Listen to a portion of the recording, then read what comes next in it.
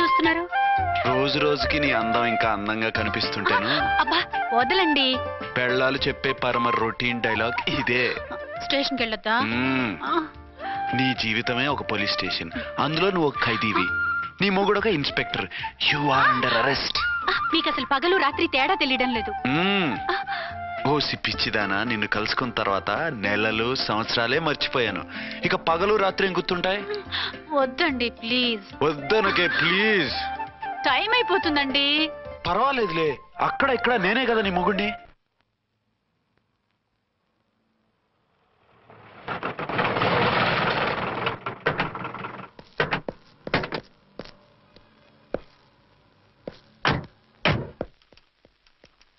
Sir sir SP గారు వచ్చారు. Good morning sir.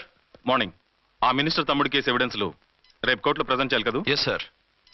అన్ని రెడీగా ఉన్నాయా? ఆ కేసు అర్చన చూస్తుంది సార్. ఆహా, అర్చనేది?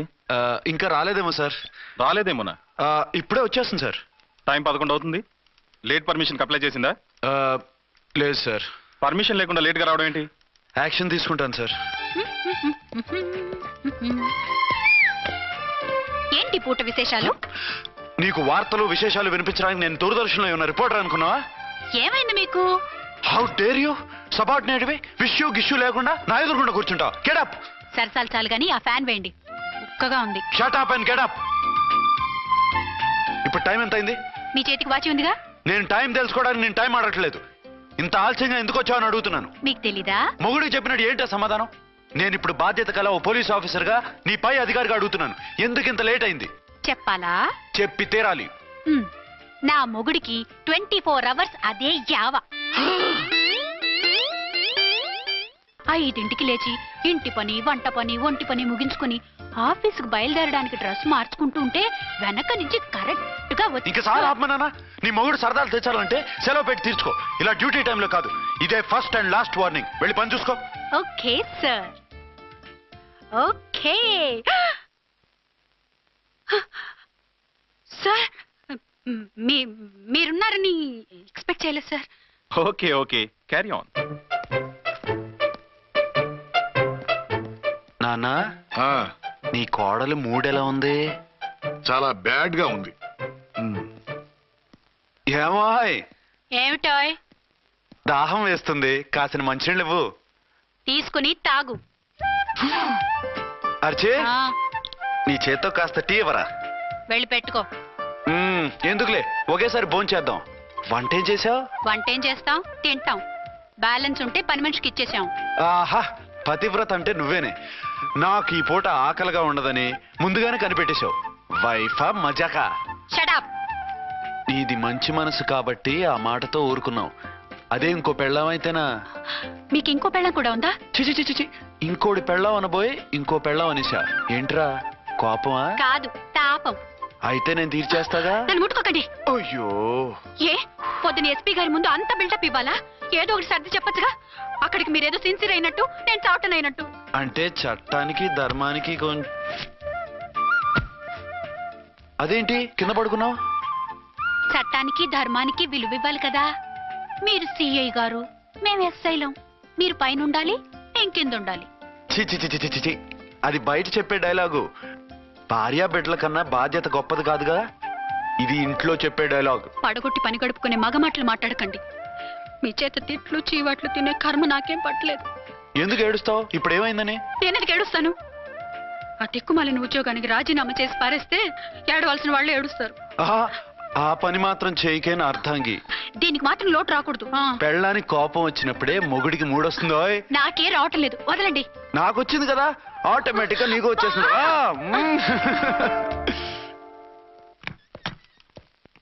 అర్చన సార్, ఈ రోజు నా మినిస్టర్ తమ్ముడి కేసు ఫైనల్ హియరింగ్ అవుతుంది. ఎవిడెన్స్ అన్ని పక్కగా ఉన్నాయి కదా? సార్. లేదంటే తన తమ్ముడిని విడిపించుకోవడానికి ఆ మినిస్టర్ తన పవర్ అంతా ఉపయోగించి కేసును తారుమారు చేస్తాడు. లేదు సార్, అన్ని పక్కగా ఉన్నాయి. ఖచ్చితంగా లైఫ్ పడుతుంది. గుడ్, వాడిని తీసుకెళ్ళు. వీడిని ఇక్కడికి ఎందుకు తీసుకొచ్చారు? నాన్న ఇంట్లో లేడు, నేను అర్జెంట్ గా బయటికి వెళ్ళాలి. వీడేమో ఏడుస్తున్నాడు, ఏం చేయాలో తెలియక. నేను కోర్టుకి వెళ్ళాలండి. సరే ఇవ్వండి. లేదమ్మా లేదు, లోపల ఎస్పీ గారు ఉన్నారు. ఓకే.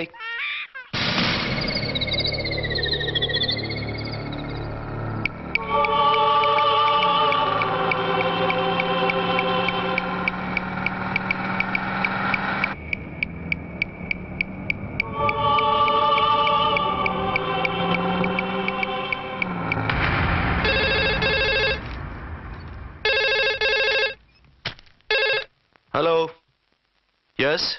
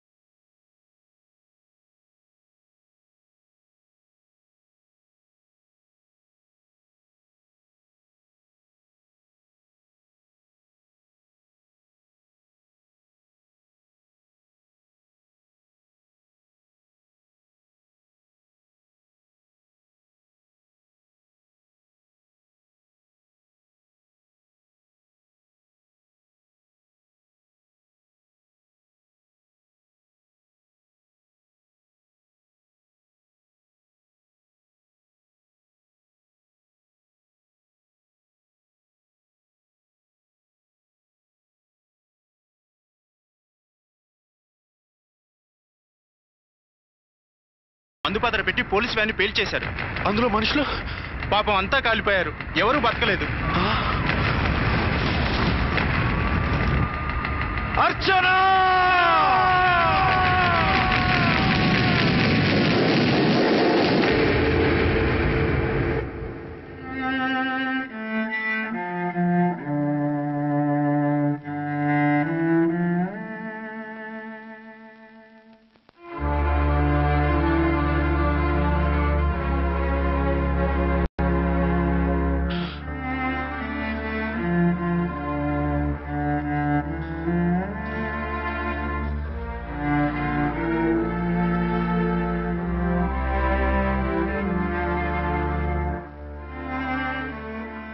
రెండేళ్లు పైనైంది వాళ్ళు నీకు దూరమై. ఇంకెన్నాళ్ళు ఇలా బాధపడతావు బాబు? నేను ఇలా చూస్తూ నేను తట్టుకోలేనురా. నువ్వు మళ్ళీ మామూలు మనిషి కావాలి. నువ్వు మళ్ళీ పెళ్లి చేసుకోవాలి. నాన్న, అవునరా. మరో పెళ్లి చేసుకుని నా అర్చనకు ద్రోహం చేయలేను. నిద్రాహారాలు మానేసి ఇలా కుమిలిపోతూ పిచ్చివాడు అయిపోయి మాకు ద్రోహం చేస్తావా? నిన్ను అర్చన్ని మర్చిపోమని చెప్పటం లేదు బాబు. అర్చనికి దూరమైన బాధను మర్చిపోమంటున్నావు. నా బిడ్డ ఎలాగూ పోయింది, కనీసం నువ్వైనా సుఖపడు. ఈ మాట అత్తగా కాదు బాబు, తల్లిగా చెప్తున్నాను. నేను అర్చన భర్తగానే బతుకుతాను తప్ప మరొకరి భర్తను కాను.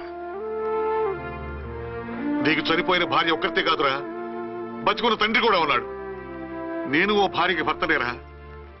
భార్య లేని జీవితం ఎంత నరకమో నాకు తెలుసు. మీ అమ్మను మర్చిపోలేక ఆత్మహత్య చేసుకుందాం అనుకున్నాను. కానీ తల్లి లేని వాడివి, తండ్రి కూడా లేని అనాథగా మిగలకూడదని ఇంకా బతుకున్నాను రా. దాన్ని మర్చిపోలేకే ఈ తాగుడు అలవాటు పడ్డాను. నువ్వు నాలా కాకూడదు. ఈ వంశం నీతోనే అంతరించిపోకూడదు. నీకు తోడు ఈ ఇంటికి ఆడదికు కావాలిరా. చనిపోయిన భార్య మీద ఉన్న ప్రేమ బతికున్న ఈ తండ్రి మీద ఉంటే పెళ్లి చేసుకో. లేదంటే చెప్పు, ఏ రైలు కిందో తలబెట్టి చేస్తాను. కాదనకు బాబు. మీకోసం కాకపోయినా మా కోసమైనా ఈ పెళ్లి చేసుకోండి సార్. మీరు ఈ పెళ్లి చేసుకుంటే పైనున్న అమ్మగారు కూడా సంతోషిస్తారు. సరే, మీ ఇష్టం. రంగోటి, ఇప్పుడు నాకు చాలా ఆనందంగా ఉందిరా. ఈ శుభ సందర్భంలో ఫుల్ పీకేస్తారా? లేదు, ఈ రోజు నుంచి నేను మందు మానేస్తున్నా. ఇదిగో, ఈ రోజు నుంచి నీ డ్యూటీ అల్లుడు గారి దగ్గర కాదు, మా దగ్గర. పద అమ్మాయిని చూద్దాం. అలా అయితే మంచి పోజులో ఉన్న అబ్బాయి గారి ఫోటో ఒకటి తీసుకోండి, పెళ్లి కూతురు చూపిద్దాం. అబ్బాయి బాగానే ఉన్నాడు. ఒరిజినల్ ఫిగర్ చూస్తే ఇంకా బాగుంటాడండి, కత్తిలా ఉంటాడు. చూసుకోవడానికి బాగుంటాం కాదు, చేసుకోవడానికి బాగుండాలి. నా సిద్ధాంతాలకి ప్రిన్సిపల్స్ కి తగ్గట్టుగా ఉండాలి. అంటే నా కాబోయే భర్త శ్రీరామచంద్రుడిలా ఉండాలి. అంటే నామాలు కిరీటాలు పెట్టుకుని బాణాలు వదులుతున్నారండి. షటప్. గెటప్ లో కాదు, బుద్ధిలో రాముడు లాంటి వాడై ఉండాలి. లాంటి వాడేంటమ్మా, శ్రీరామచంద్రుడే అనుకో. రాముడైనా సుర్పడకను చూసాడేమో కానీ మా వాడు డ్యూటీలో లేడీ కానిస్టేబుల్ ఉంటే షూస్ తప్ప ఫేస్ చూడడు. కట్నం పైసా అడగకూడదు. మా సీఏ గారికే బోల్డ్ అంత ఉంది. కాకపోతే మా వాడికి ఇదివరకే పెళ్ళయిందా? అబ్బే లేదమ్మా, ఇదే మొదటి పెళ్లి. ఇది వరకు ఎన్ని సంబంధాలు వచ్చినా అతను చేసుకున్నా అంట. ఏ ఏదైనా ప్రాబ్లమా? కాదు, అమ్మాయిలు నచ్చగా నీ ఫోటో చూసి బాగా ఇంప్రెస్ అయ్యంట. నువ్వు గనక ఓకే అంటే నాకు ఓకే. అదేంటండి, అబ్బాయికి రెండో పెళ్ళని అమ్మాయికి చెప్పలేదే? చెప్తే ఒప్పుకోదని. అందుకని అబద్ధం చెప్పి పెళ్లి చేస్తారా? ఉద్యమాలని విప్లవాలని తిరిగి దీన్ని చేసుకోవడానికి ఎవరూ ముందుకు రావడం లేదు. రాక మీ సంబంధం వచ్చింది. రైటే, కానీ రెండో పెళ్లి గురించి చెప్పకుండా పెళ్లి చేస్తే ఆ 3 ముళ్ళు పడి 3 రాత్రులు గడిస్తే అన్ని సర్దుకుంటాయి. అంటే మోసం చేసి చేయటం. ఇందులో మోసం ఉంది. ఇదేమన్నా మొదటి భార్య బిడ్డల్ని పెంచాలా? ఆ భార్యతో భర్తను పంచుకోవాలా? అది కాదండి, అమ్మాయి బాగా ఫాస్ట్. ఒక పెళ్లిలో చూసాం, తర్వాత ఏదైనా గొడవ చేస్తే. అలా చేస్తే నా కూతురే కదమ్మా నష్టపోయేది. ఆయనంత ధైర్యంగా చెప్తున్నప్పుడు మనకేంటండి? మీరు కాదంటే దానికి ఈ జన్మలో మొగుడు దొరకడు. కాదనకండి. సరే, మీ ఇష్టం. నా ఇష్టం. సరే, అమ్మాయికి అన్ని చెప్పారా? అన్నీ అంటే ఒక్క మీ పెళ్లి గురించే కాదు, మన ఫ్యామిలీ బ్యాక్గ్రౌండ్ గురించి కూడా చెప్పేసి. అవునవును. ఏమంది? చాలా బాధపడింది, జాలి పడింది, నిన్నే చేసుకోవాలని ఆశపడింది. నువ్వు కూడా ఊ అన్నావంటే. సరే కానీ అదేంటండి, అమ్మాయి దగ్గర ఎలాగో నిజం దాచాం, అబ్బాయి దగ్గర దాచడం ఎందుకు? దాయకపోతే వీడు అసలు పెళ్లి వద్దుంటాడయ్యా. తర్వాత అయినా తెలుస్తుంది కదండి. ఆ పిల్లబాబు చెప్పాడుగా, 3 ముళ్ళు పడి 3 రాత్రులు గడిస్తే అన్ని సర్దుకుంటాయని. అదే పని మనవాడు చేస్తాడు. కాముగా పెళ్లి చేసేసి వెంటనే అన్ని మును పంపించేద్దాం. ఇలా కూర్చోండి సార్.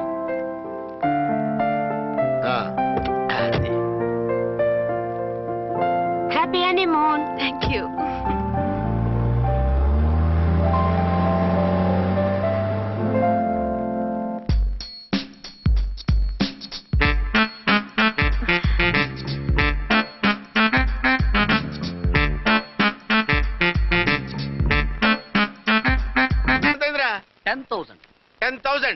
అయితే ఓ పని చేయి, ఈ 1000 రూపాయలు ఇచ్చుకుని ఇదే 10,000 అనుకో. 1000 ఆ. వర్కౌట్ అవుదండి. పోనీ ఓ పని చేయరా, ఈ బిల్డింగ్ రాసిస్తాను, వర్కౌట్ అవుతా? వర్కౌట్ అవుతుంది సార్. వస్తాను. సార్ ఏంటి సార్ ఇది? చూడండి. ఇవి రాంకోటి వాడితో బేరాలంటాయా? ఇది ఒకటి ఇచ్చి పంపించు.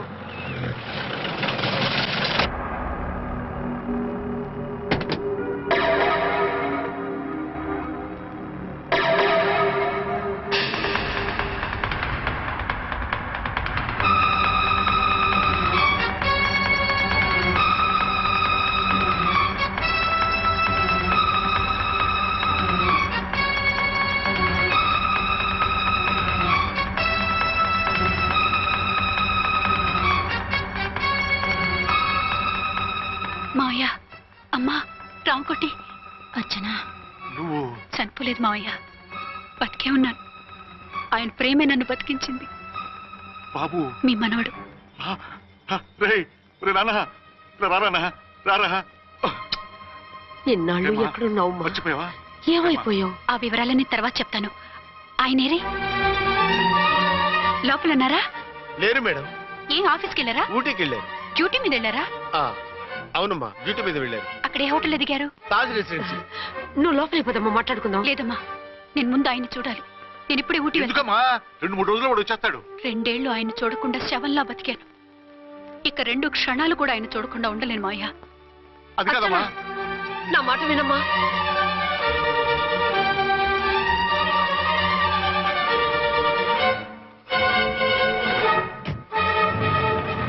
ఇప్పుడు ఎలా? అదే అర్థం కావట్లేదు.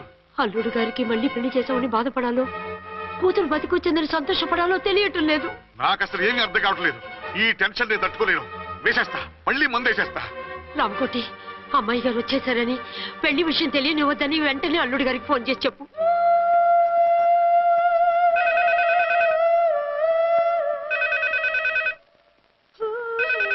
ஹலோ, ஆறுமுகம் பேசுறேன். 5 டன் டீ பொடி அனுப்ப சொல்லியாச்சு. இதுவரை வரல, என்னாச்சு? రాంగ్ నెంబర్ అయ్యా. ఏంటి ఇప్పటి వరకు యమా ఫాస్ట్ గా ఉన్నావు, సడన్ గా ఎంత సిగ్గు వచ్చేసింది? ఆడది తల వంచి సిగ్గుపడేది పెళ్లిలోనూ, తను వంచి సిగ్గుపడేది శోభన రోజున. అలాగా.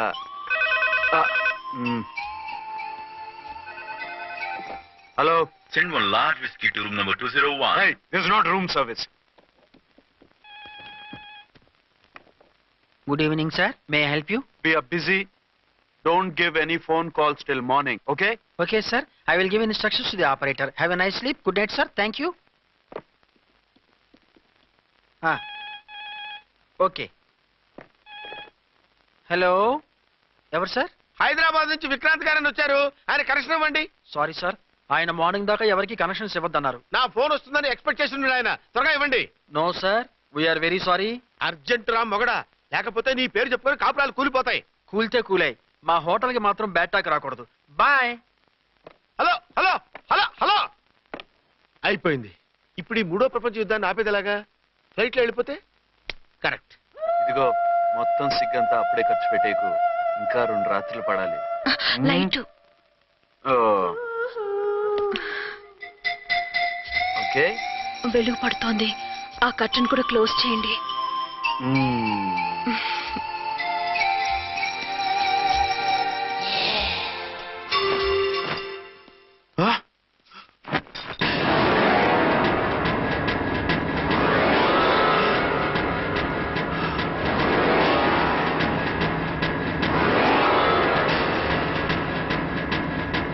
ఏంటలా తొంగి చూస్తున్నారు? ఏం లేదు, ఇప్పుడే వస్తాను.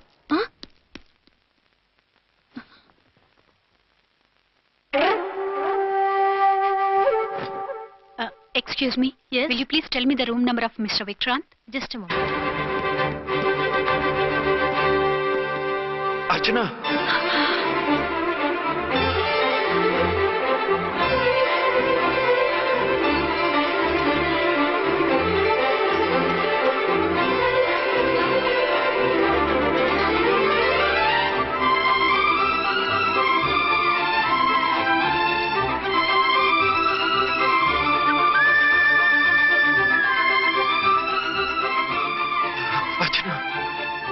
నువ్వు నేనేనండి, మీ అర్చన్ని.